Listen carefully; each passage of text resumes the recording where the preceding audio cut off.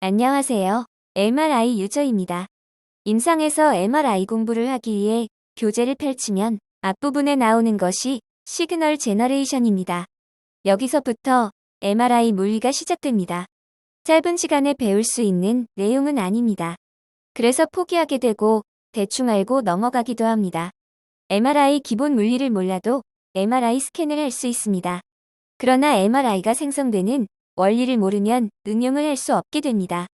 현재 여러분의 MRI 장치에 설정되어 있는 파라미터 세팅이 항상 고정되어져서 검사가 진행되지는 않습니다. 케이스에 따라서 파라미터를 바꾸어 검사를 해야 하는 경우가 종종 생깁니다. 이때 깊이 있게 알고 있는 MRI 지식이 여러분을 MRI 스캔을 자유롭게 할 수 있도록 도와줄 것입니다. 하지만 MRI 지식의 깊이가 얕다면 불편한 경우가 생길 수 있습니다. MRI 유저는 학교 수업에서 배웠던 MRI 기본 물리를 알고 있어야 한다는 것을 기억해 주세요. 특히나 대학을 졸업한 지 오래되어 이론 공부에 힘들어하는 분들에게 도움이 되길 바라며 시작하겠습니다. 임상에서 사용되고 있는 MRI는 수소원자액을 이용하고 있고 이는 인체 내에 물이 많기 때문입니다. 물 분자는 한 개의 산소원자와 두 개의 수소원자로 구성되어 있습니다. 수소원자 한 개는 원자핵을 중심으로 한 개의 전자를 가지고 있습니다. 수소원자의 핵 속에는 중성자는 없고 단지 한 개의 양성자만 존재하기 때문에 수소원자핵을 양성자라고도 부릅니다. 수소원자핵은 플러스 전하를 가지고 있는 입자로서 스스로 자전을 하기 때문에 스핀이라고도 부릅니다. 팽이를 돌려서 지면 위에 놓으면 흔들리며 원뿔 모양을 그리면서 도는 운동을 하게 되는데 이는 팽이의 회전축에 대해서 중력이 적용되기 때문입니다. 인체 내의 양성자가 MR 스캐너 속에 위치하면 자장이 중력의 역할을 대신하므로 외부 정자기장의 방향, 즉 Z축 방향에 대해 원뿔 모양을 그리면서 세차 운동을 하게 됩니다. 정자장이 없는 상태에서는 프로톤이 각각 다른 방향으로 무질서하게 배열되어 있어서 각 양성자 자기장의 합벡터는 제로가 됩니다. MR 스캐너에 인체가 들어가면 프로톤은 자장의 방향을 축으로 하는 세차 운동을 하게 됩니다. 이때 자장과 같은 방향을 향해 운동하는 프로톤은 반대 방향을 향해 운동하는 프로톤보다 약간 많습니다. 1.5 테슬라인 경우에 100만 개당 10개 정도가 많습니다. 그 이유는 외부 자기장 방향의 에너지 준위가 반대 방향에 비하여 더 낮기 때문입니다. 적은 수의 양성자들이 자기 공명 신호의 크기를 결정하는 요소로서 작용하므로 기본적인 신호 강도가 낮습니다.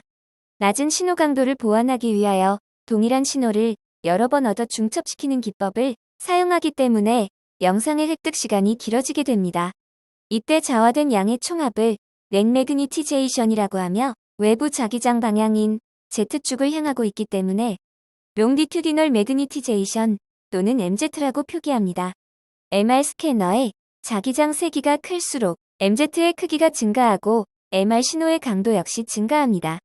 그러므로 3테슬라 장비가 1.5테슬라 장비보다 신호 강도가 2배인 것입니다. 동일한 주파수의 전자파를 조사했을 때만 프로톤들이 그 에너지를 흡수하여 더 높은 에너지 상태로 방향을 바꾸게 되며 이것을 프로톤의 역이라고 합니다. 이러한 현상을 양성자의 자기 공명 현상이라고 합니다.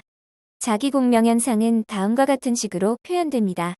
여기서 감마는 수소원자에게 자기의 전비인 42.58MHz/테슬라이며 1.5테슬라 장비인 경우에 얻어지는 64MHz를 공명 주파수 또는 라무어 주파수라고 부릅니다. 3테슬라 장비인 경우에는 128MHz가 되어 2배 빠른 속도로 세차 운동을 하게 됩니다. 1.5테슬라 장비에서는 64MHz의 라디오 주파수 크기에 에너지를 걸어주어야 프로톤이 자기 공명 현상을 일으키게 됩니다.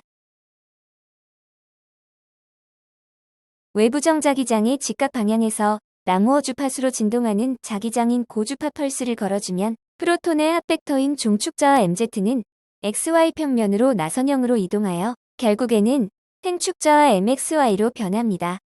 이때 모든 양성자들은 동일한 위상을 갖게 되어 자기장 합벡터는 90도 옆으로 기울어진 형태가 됩니다. 조사하고 있는 고주파 펄스를 끄면 프로톤은 다시 원래의 에너지가 낮은 상태로 나선형으로 돌아가며 이 현상을 이완이라고 하며 이때 자기 공명 신호가 발생합니다.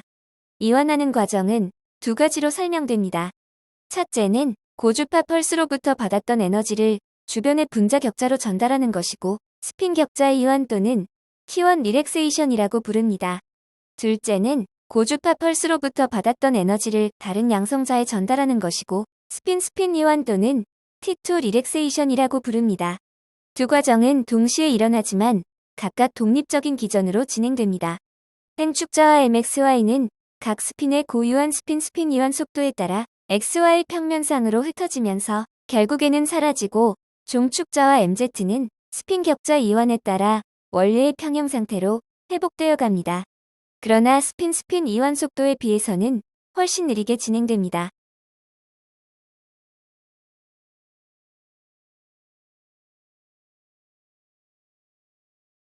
프로톤의 공명 현상이 일어난 다음 이완하는 과정에서 행축자화가 사라지고 나서 시간의 흐름에 따라 Z축의 종축자화가 나선형 운동을 하면서 원래의 상태로 회복됩니다.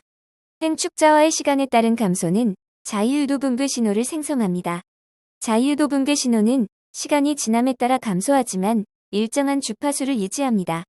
자유유도 붕괴 신호는 매우 빨리 소멸되므로 90도, 180도 고주파 펄스들을 사용하여 스피네코 신호들을 획득하여 사용합니다. 스피네코 신호에 대해서는 다른 시간에 알아보도록 하겠습니다. 지금까지 MRI 신호 발생에 대해 알아보았습니다. MRI 물리 공부는 이해하기 어려운 부분이 많습니다. 하지만 반복해서 공부해보면 이해될 수 있습니다. 힘내시고 행복한 하루 되세요. 감사합니다.